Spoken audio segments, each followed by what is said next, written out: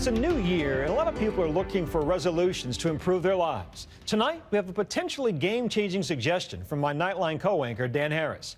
As you're about to see, Dan hit a low point in his life and found a way back. Here he is now with the first installment of our series, Project You. 10 months ago, I took a huge risk. I decided to tell a very personal and very embarrassing story that involved a secret drug habit, a nationally televised panic attack, slowly for cancer production. And then later, my embrace of a life-changing habit that I had always thought was ridiculous. As I made the rounds promoting my memoir on shows like The View, You had a panic attack. Just don't have it here. and The Colbert Report, Were you like a club kid on the ecstasy? What were you doing? Did you have a pacifier in your mouth and glow sticks? I may have looked reasonably calm, but underneath, I was terrified. I worried these revelations could ruin my career. But as it turned out, everything was fine. Better than fine, in fact. People were actually reading the book, and I was hearing from them, thousands of them. It definitely opened my eyes. I totally identify with him. Which I'm like, he's my people. And I realized all sorts of people were dealing with the issue that I had been battling for years. The voice in the head. I'm talking about that incessant inner narrator we all have. The voice in my head, she's definitely bossy, controlling, My grades aren't good enough. judgmental. It's the voice that chases you out of bed in the morning I'm not good looking enough. and yammers at you all day long. This is what I need to do today. Here are the 5 meetings I have today. Here's the thing I forgot. It frequently has us judging other people Like, where's David Bowie right now? Why is he always elusive? and being ruthlessly self-critical. It's everything from like, I got horrible posture to, I'm not a very good father. Maybe I've been ignoring my youngest daughter. When you're being critical of yourself, you're busy being critical of yourself than actually doing something that's productive. For me, the voice in the head was largely about one thing: ambition. The many Palestinians. The people of Baghdad have Any Afghan refugees. As a young reporter, I volunteered to cover war zones, frankly, without thinking much about the psychological consequences. Just seconds ago, this command post took sniper fire from a ridge across the valley. When I came home, I got depressed and blindly, mindlessly self-medicated with recreational drugs, including cocaine and ecstasy. A toweringly stupid decision that ultimately led to this, the most embarrassing moment of my life.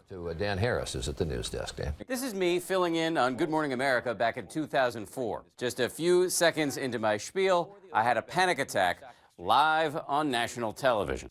Researchers report people who take cholesterol-lowering drugs called statins for at least 5 years may also lower their risk for cancer, but it's too early to prescribe statins slowly for cancer production.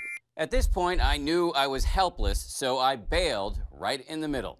That does it for news. We're going to go back now to Robin and Charlie. As I later learned from my doctor, the drugs I was taking in my personal life raised the level of adrenaline in my brain and almost certainly primed me to have that panic attack. It was this incident that helped me realize that I needed to find a new way to deal with my inner narrator. And after a long, strange journey involving everything from mega churches to self-help, I finally found something that actually works for me. Something I'd always considered supremely flaky: meditation. My readers were similarly skeptical. I feel like I'm wasting my time. Incense. Khaki pants and pastel shirts. Why would I ever want to turn my brain off? And that to me sounds so boring. Despite that kind of PR problem, meditation is actually simple, secular, and scientifically validated. Studies have shown that meditation can lower your blood pressure, boost your immune system, and effectively rewire key parts of your brain. Many highly functioning executives, pro athletes, and even U.S. Marines are now using meditation to be more focused and less yanked around by their emotion. My life is successful because I am a driven person, and I was very worried that something like meditation and yoga, they don't fit into my A-type personality. Just adjust the color. Like Chris Nee, the creative whirlwind behind the hit kids TV show Doc McStuffins. Doc is in. She started meditating after reading my book, and she says it helps her better address criticism. I was in a place where I was ready to fight every single little point on the show, and I think it's very mentally exhausting to be in that place. We make this into a bigger cycle so that we get some movement. I think it allows me to take a moment when negative responses come in and not take it so personally. And then there's Jason Hammel, one half of the indie rock band Mates of State.